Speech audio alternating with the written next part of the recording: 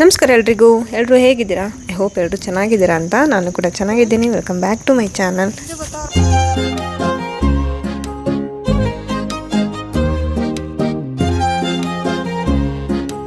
Hi guys, ನಾನು last ವಿಡಿಯೋದಲ್ಲೇ ನಿಮ್ಮ ಹತ್ರ ಶೇರ್ ಮಾಡಿದ್ದೆ ಫ್ಯಾಮಿಲಿ ಜೊತೆ 3 days ಟ್ರಿಪ್ ಹೋಗ್ತಾ ಇದ್ದೀನಿ ಅಂತ. ಮಂತ್ರಾಲಯ ಹೋಗ್ತಾ ಇದ್ದಿದ್ದು. ಅದಕ್ಕೆ ಮುಂಚೆ ಫಸ್ಟು ದತ್ತಾತ್ರೇಯ ದೇವಸ್ಥಾನಕ್ಕೆ ಹೋಗಿ ಒಂದೆರಡು ಪ್ಲೇಸ್ ನೋಡಿಕೊಂಡು ಆಮೇಲೆ ಮಂತ್ರಾಲಯ ಹೋಗೋಣ ಅಂತೇಳಿ ನಮ್ಮನ್ನ ಕರ್ಕೊಂಡು ಹೋದರು. ಈಗ ನಾವು ಹೋಗ್ತಾ ಇರೋದು ದತ್ತಾತ್ರೇಯ ದೇವಸ್ಥಾನಕ್ಕೆ. ಆದರೆ ಒಳಗಡೆ ಬಸ್ಸು ಮತ್ತು ಓನ್ ವೆಹಿಕಲ್ಸ್ ಎಲ್ಲ ಒಳಗಡೆ ಬಿಡಲಿಲ್ಲ. 3 ಕಿಲೋಮೀಟ್ರ್ ಹಿಂದೆನೇ ಸ್ಟಾಪ್ ಮಾಡಿಸಿದ್ರು. ಈಗ ನಡ್ಕೊಂಡು ಹೋಗೋಣ ಅಂತೇಳಿ ಹೋಗ್ತಾನೇ ಇದ್ದೀವಿ. ಒಂದು 3 ಇಂದ 4 ಕಿಲೋಮೀಟ್ರ್ ಅನಿಸುತ್ತೆ ನಡೆದಿರೋದು ನಾವು. ಅಣ್ಣ ಆಟೋ ಮಾಡ್ತೀನಿ ಅಂದರು. ನಾವೇನೇ ಬೇಡ, ತುಂಬ ಜನ ಇದ್ದೀವಿ ಅಂತೇಳಿ ನಡ್ಕೊಂಡು ಹೋಗೋಣ ಅಂತೇಳಿ ಹೋಗ್ತಾ ಇದ್ದೀವಿ. ನಾನು ಈ ಆಂಜನೇಯ ಸ್ಟ್ಯಾಚ್ಯೂ ನೋಡಿ ಚೆನ್ನಾಗಿತ್ತು. ನಾನು ದೇವಸ್ಥಾನ ಇರ್ಬೋದು ಅಂದ್ಕೊಂಡೆ, ಆದರೆ ಅದು ಒಂಥರ ಆಶ್ರಮ ಏನೋ ಇತ್ತು ಅನಿಸುತ್ತೆ. ಇನ್ನೂ ಮುಂದೆ ಹೋಗ್ಬೇಕಾಯ್ತು. ನಡ್ಕೊಂಡು ಹೋಗ್ತಾ ಅಣ್ಣ ನದಿಲಿ ಸ್ನಾನ ಮಾಡಿ ಆಮೇಲೆ ಹೋಗೋಣ ಅಂತ ಹೇಳಿದ್ದು. ಆದರೆ ಆ ನದಿ ನೋಡ್ತಿದ್ದಂಗೆ ಅಣ್ಣನೇ ಹೇಳ್ಬಿಟ್ರು, ಬೇಡ ಎಲ್ಲರೂ ರೂಮ್ ಮಾಡ್ತೀನಿ, ರೂಮಲ್ಲೇ ಫ್ರೆಶ್ ಅಪ್ ಆಗ್ರಿ ಅಂತ ಹೇಳಿದ್ರು. ಅಷ್ಟು ಗಲೀಜಾಗಿತ್ತು ಗೈಸ್. ನನಗೆ ಸಖತ್ ಬೇಜಾರಾಯಿತು.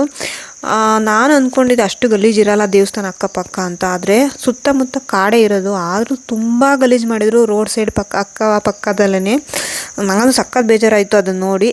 ಈಗ ಅಣ್ಣ ಒಂದು ರೂಮ್ ಮಾಡಿದರು ಸಡನ್ನಾಗಿ, ಅಲ್ಲೇ ಫ್ರೆಶ್ ಅಪ್ ಆಗಿ ಈಗ ನದಿ ಹತ್ರ ಒಂದು ದೇವಸ್ಥಾನ ಇತ್ತು, ಅಲ್ಲಿಗೆ ಹೋಗ್ತಾ ಇದ್ದೀವಿ. ಬನ್ನಿ. ಬರೀ ನಡ್ಕೊಂಡು ಹೋಗಾಯ್ತು ಗಾಯ್ಸ್, ಬರೀ ನಡೆಯೋದೇ ಆಯ್ತು. ಅದು ಬರೀಗಾಲ ನಡೆಸ್ತವ್ರೆ, ಎಲ್ಲ ಉಟ್ಬಿಟ್ಟವ್ರೆ. ಮಾಡೋದ್ ಬಿಟ್ಟು ವಾಂತಿ ಮಾಡ್ಕೊಂತೈತೆ.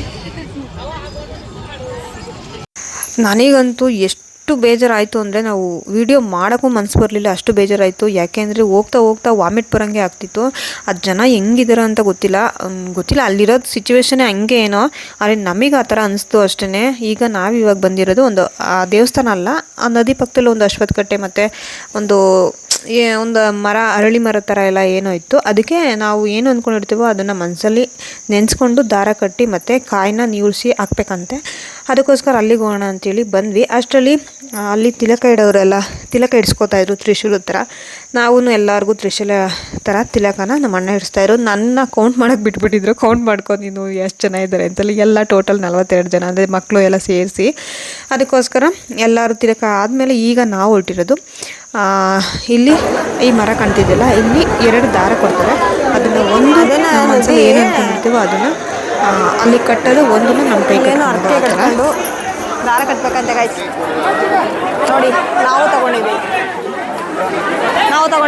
ಎಲ್ಲರೂ ತಗೊಂಡಿದ್ದಾರೆ.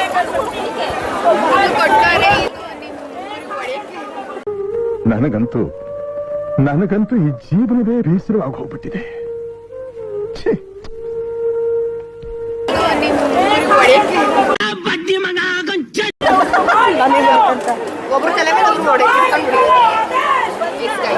ಇಲ್ಲಿ ಏನು ಸ್ಪೆಷಲ್ ಅಂದರೆ, ನಾವು ಏನು ಮನಸ್ಸಲ್ಲಿ ಅಂದ್ಕೊಂಡಿರ್ತೀವೋ ಅದನ್ನು ದಾರದ ರೂಪದಲ್ಲಿ ಆ ಮರಕ್ಕೆ ಹರಕೆ ಕಟ್ಕೋಬೇಕು. ಅದರಲ್ಲಿ 2 ದಾರ ಕೊಟ್ಟಿರ್ತಾರೆ. ಒಂದು ನಾವು ಮನಸ್ಸಲ್ಲಿ ಅಂದ್ಕೊಂಡು ಆ ಮರಕ್ಕೆ ಒಂದು ಕಟ್ಟೋದು, ಇನ್ನೊಂದು ನಾವು ಯಾರ ಮೇಲೆ ಹರಕೆ ಕಟ್ಟಿರ್ತೀವೋ ಅವ್ರಿಗೆ ಕೈಗೆ ಹೋಗಿ ಒಂದು ಕಟ್ಟೋದು ಅಂತೇಳಿ. ನಾವು ಅಲ್ಲೆಲ್ಲ ಕಟ್ಟಿ ತುಂಬ ರಶ್ ಇತ್ತು, ಅಲ್ಲೇ ಒಂದು ಅರ್ಧ ಗಂಟೆ ನಿಂತಿದ್ದೀವಿ. ಮತ್ತು ಇನ್ನೊಂದು ಈ ಕಡೆ ಬಂದ್ವಿ ಮಂಟಪ. ಇಲ್ಲಿ ತುಂಬ ಜನ ಯಾಕೆ ಅಮಾವಾಸ್ಯೆ ಹುಣ್ಣಿಮೆ ಟೈಮಲ್ಲಿ ಬರ್ತಾರೆ ಅಂದರೆ, ಇಲ್ಲಿ ದೆವ್ವ ಈ ಥರ ಎಲ್ಲ ಇರುತ್ತಲ್ಲ ಗೈಸ್, ಅದು ಇಲ್ಲಿಗೆ ಬರ್ತಿದ್ದಂಗೆ ಈಚೆ ಬರುತ್ತೆ ಅಂತೇಳಿ ಒಂದು ನಂಬಿಕೆ. ಅಲ್ಲಂತೂ ಸಿಕ್ಕಾಪಟ್ಟೆ ಕಿರ್ಚಾಡ್ತಿದ್ರು. ಹಾಗೆ ಅಲ್ಲಿ ಆ ಮರ ಕಾಣ್ತಿದ್ಯಲ್ಲ, ಹತ್ತಿ ಮರ, ಅದರೊಳಗಡೆ ಒಂದು ಬಾವಿ ಇತ್ತು. ನಮಗೆ ಕಾಯಿಗಳು ಕೊಟ್ಟಿದ್ರಲ್ಲ, ಆ ಕಾಯಿನ ನೀವುಳಿಸಿ ಅದರೊಳಗಡೆ ಹಾಕಬೇಕಾಯಿತು. ಅಲ್ಲೂ ಅಷ್ಟೇ ತುಂಬ ರಶ್ ಇತ್ತು. ನಮ್ಮಣ್ಣ ಅಲ್ಲೂ ಸ್ಪೆಷಲ್ ಎಂಟ್ರಿ ಥರ ಎಲ್ಲರನ್ನೂ ಒಳಗಡೆ ಬಿಟ್ಟರು. ಹೋಗಿದ್ದಾರೆ ಗೈಸ್, ಇನ್ನ ಬಂದಿಲ್ಲ.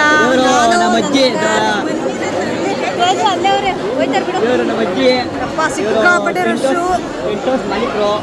ಇಲ್ಲಿ ನೋಡಿ, ಬೆಳಗ್ಗೆಲ್ಲ ನೀರು ಇರ್ಲಿಲ್ವಂತೆ ಅಷ್ಟು. ಇವಾಗ ಜಾಸ್ತಿ ಆಗೈತೆ. ಅಲ್ಲಿ ಕಾಣ್ತೈತೆ, ಎಲ್ಲಿ ಕಾಣ್ತದೇನೋ ಕಾಣಲ್ಲ.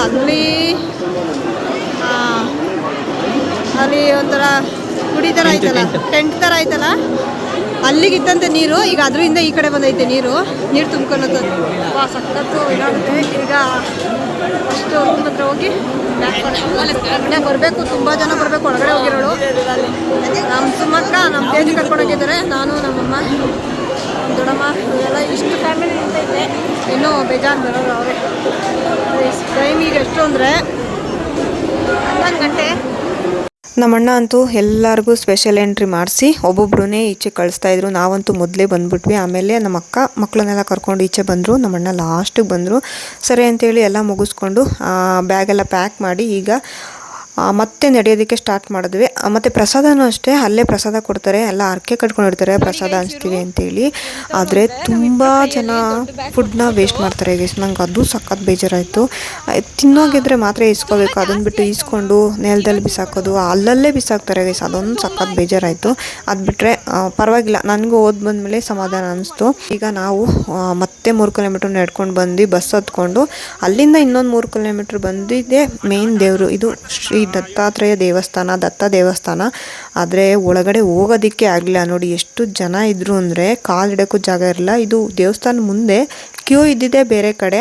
ಅಣ್ಣ ಹೇಳಿದ್ರು ಯಾರನ್ನೂ ಕರ್ಕೊಂಬಂದಿರಲಿಲ್ಲ, ನಾವೇ ಬಂದಿದ್ದೆ. ಒಂದು 7-8 ಜನ ಬಂದಿದ್ವಿ ಅನಿಸುತ್ತೆ ಅಷ್ಟೇ. ನಾನು ಬರಲ್ಲ ಅಂದೆ, ಆದರೂ ನಮ್ಮ ಅಣ್ಣ ನಮ್ಮ ಅಕ್ಕ ಬಾ ಅಂತೇಳಿ ಕರ್ಕೊಂಡು ಬಂದರು. ಮಕ್ಕಳು ವಯಸ್ಸಾದವರೆಲ್ಲ ಬಸ್ಸಲ್ಲೇ ಬಿಟ್ಬಿಟ್ಟು ಬಂದಿದ್ವಿ ನಾವು.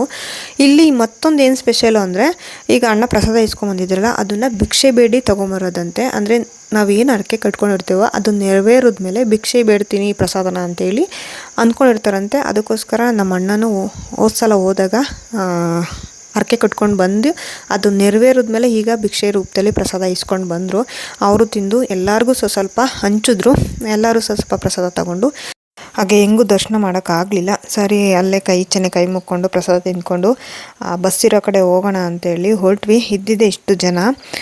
ಎಲ್ಲರೂ ಚೆನ್ನಾಗಿ ಮಾತಾಡಿಕೊಂಡು ಬಸ್ ಹತ್ತೋಣ ಅಂತ ಹೋದರೆ ಬಸ್ಸು ನಿಂತಿದ್ದು ಒಂದು 4-5 ಕಿಲೋಮೀಟ್ರ್ ಮುಂದೆ. ಅಷ್ಟು ರಶ್ ಇತ್ತು.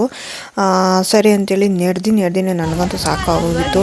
ಸರಿಯಿಂದ ಬಸ್ ಹತ್ಕೊಂಡು ಸ್ವಲ್ಪ ದೂರದಲ್ಲೇ ಕಲಬುರ್ಗಿ ಹತ್ರನೇ ಒಂದು ಪ್ಲೇಸ್ ಇತ್ತು, ಅಲ್ಲಿಗೆ ಹೋಗಿ ಬರೋಣ ಅಂತೇಳಿ ಬಂದಿದ್ದೀವಿ. ಯಾವುದು ಯಾವ ದೇವಸ್ಥಾನ ಅಂದ್ರು ಇದು? ಹೇಳಿ ಸ್ವಲ್ಪ ಎಕ್ಸ್ಪ್ಲೈನ್ ಮಾಡೆ. ಕಾರ್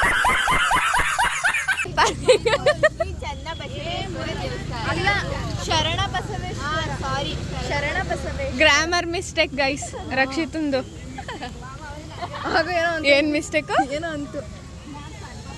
ಶರಣ ಬಸವೇಶ್ವರ ಸಂಸ್ಥಾನ ದಹೋತ್ಸವ ಅಂದರೆ ಊಟಕ್ಕೆ ಹೋಗ್ತಾ ಇದ್ದೀವಿ. ಯಾಕೆಂದರೆ ಇವಾಗ ಹೋಗಿ ಟ್ರೈನ್ ಹತ್ತಿದ್ರೆ ಅಲ್ಲಿ ಮಂತ್ರ ಸಿಗಲ್ಲ. ಹಾಗೆ ಈ ಪ್ಲೇಸ್ ಬಂದು ಶರಣ ಬಸವೇಶ್ವರ ಸ್ವಾಮಿ ಸನ್ನಿಧಿ ಅಂತ ಏನೋ ಇತ್ತು. ನಾನು ಅಷ್ಟು ಅಬ್ಸರ್ವ್ ಮಾಡಲಿಲ್ಲ. ಹಾಗೆ ಒಳಗಡೆ ಹೋಗಿ ದರ್ಶನ ಮಾಡಿಕೊಂಡು ಈಚೆ ಬಂದ್ವಿ. ಈ ದೇವಸ್ಥಾನ ಒಂಥರ ಚೆನ್ನಾಗಿತ್ತು, ಒಂಥರ ಪಾಸಿಟಿವ್ ವೈಬ್ಸ್ ಇತ್ತು. ಇಲ್ಲಿ ಮಕ್ಳ ಕೈಲಿ ಕೊಟ್ಬಿಟ್ಟಿದ್ದೆ ಫೋನು, ವೀಡಿಯೋಸ್ ಎಷ್ಟಾಗುತ್ತೋ ಅಷ್ಟು ಮಾಡ್ಕೊಳ್ಳಿ ಅಂತ. ಹಾಗೆ ಸುತ್ತನೂ ಅಷ್ಟೇ ತುಂಬ ಚೆನ್ನಾಗಿತ್ತು. ಹಾಗೆ ಭಜನೆ ಎಲ್ಲ ನಡೀತಾ ಇತ್ತು. ಹಾಗೆ ಅನ್ನದಾಸೋಹ ನಡೀತಾ ಇದೆ ಒಳಗಡೆ ಹೋಗಿ ಅಂತ ಹೇಳಿದ್ರು. ಸರಿ ಅಂತೇಳಿ ಪ್ರಸಾದ ತೊಗೊಂಡು ಬರೋಣ ಅಂತೇಳಿ ಒಳಗಡೆ ಹೋದ್ವಿ.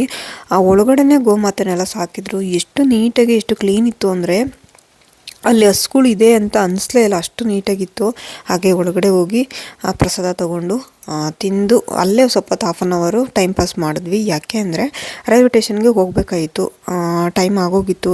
ನಾವು ಇನ್ನೂ 1-2 ಪ್ಲೇಸ್ ಹೋಗಬೇಕಾಯಿತು. ಆದರೆ ದತ್ತಾತ್ರೇಯದಲ್ಲಿ ತುಂಬ ಟೈಮ್ ಹಿಡಿತು. ಅದಕ್ಕೋಸ್ಕರ ಇನ್ನೆಲ್ಲೂ ಹೋಗೋದು ಬೇಡ, ಫಸ್ಟ್ ಮಂತ್ರಾಲಯ ಹೋಗ್ಬಿಡೋಣ ಅಂಥೇಳಿ ಹೊರಡಬೇಕಾಗಿತ್ತು. ಹಾಗೆ ಒಳಗಡೆನೇ ಇದೊಂಥರ ಪ್ಲೇಸ್ ಹೆಂಗಿತ್ತು ಅಂದರೆ ಒಂಥರ ಅರಮನೆ ಟೈಪ್ ಇತ್ತು. ಒಳಗಡೆ ಎಷ್ಟು ನೀಟಾಗಿ ಕ್ಲೀನಾಗಿ ಇಟ್ಟಿದ್ರು ಅಂದರೆ ಇದು ಹಳೇ ಕಾಲದ್ದು ಅನಿಸುತ್ತೆ. ನಾನು ಅಷ್ಟು ತಿಳ್ಕೊಳ್ಲಿಲ್ಲ, ಗೊತ್ತಿಲ್ಲ ಅಂದಮೇಲೆ ಮಾತಾಡೋಕ್ಕೆ ಹೋಗಬಾರ್ದು. ಅದಕ್ಕೋಸ್ಕರ ವೀಡಿಯೋಸ್ ಎಷ್ಟಿದೆ ಅದನ್ನು ಶೇರ್ ಮಾಡ್ತೀನಿ ನೋಡಿ.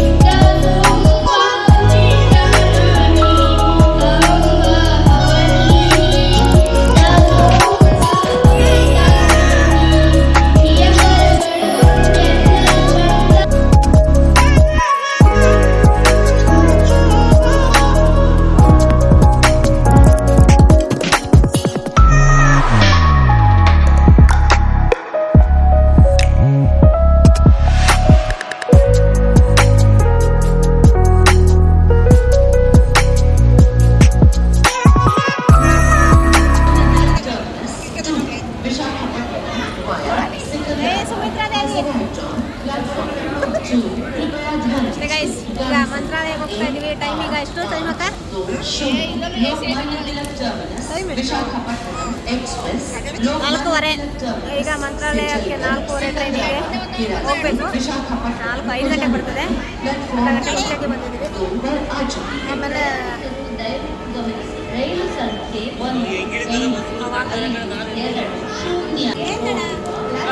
ನಿನಗೆ ಬೈತಿರೋದು. ಹಾಗೆ ಒಂದು 4:15 ಅಷ್ಟರಲ್ಲಿ ರೈಲ್ವೆ ಸ್ಟೇಷನ್ಗೆ ಬಂದ್ವಿ. ಇನ್ನು 5 ಗಂಟೆಗೆ ಟ್ರೈನ್ ಇರೋದು ಅಂತ ಹೇಳಿದ್ರು.